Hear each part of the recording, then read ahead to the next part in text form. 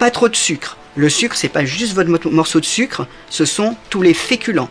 Pain, pâtes, riz, pommes de terre, petits pois. Tout ce qui est féculent est riche en sucre et donc va être transformé en graisse par notre foie. Encore une fois, je dis pas de ne pas en prendre, je dis de faire attention aux quantités.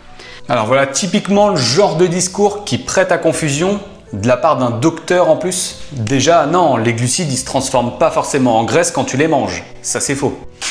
Allez, illustrons ça. Dans cette petite étude, mais précise, 86% des calories sous forme de glucides avec un surplus calorique. On voit qu'en figure 2 sur le schéma, il y a environ 400 grammes de glucides oxydés, donc brûlés par le corps, puisque l'organisme développe de plus en plus de capacités pour les dégrader.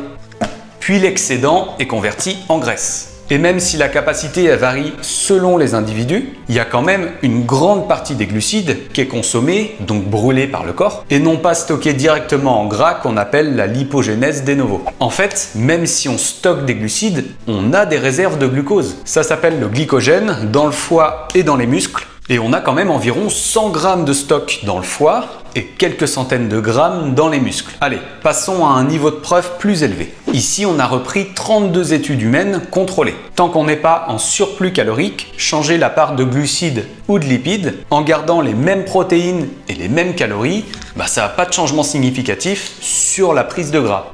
Après, bien sûr, dans la population générale, on peut qu'encourager à manger suffisamment de légumes à côté. Parce que pour rappel, à peine 20% des Français atteigneraient la fameuse reco des 5 fruits et légumes par jour. Puis les stocks de glycogène peuvent aussi s'agrandir si on fait de l'activité physique. Donc c'est intéressant sur ce point d'être actif à la fois pour mobiliser ces stocks, également pour faire grandir ces stocks, et puis pour la santé de façon globale, c'est toujours intéressant de faire un rappel là-dessus. Donc inutile de diaboliser les glucides, et encore moins avec des raccourcis aussi simplistes. Après, bien sûr qu'il y a aussi un critère de qualité entre les glucides. Par exemple, plus de légumineuses, produits complets, sarrasin, quinoa, patates douces. Mais du coup, le petit pois, c'est vraiment un féculent?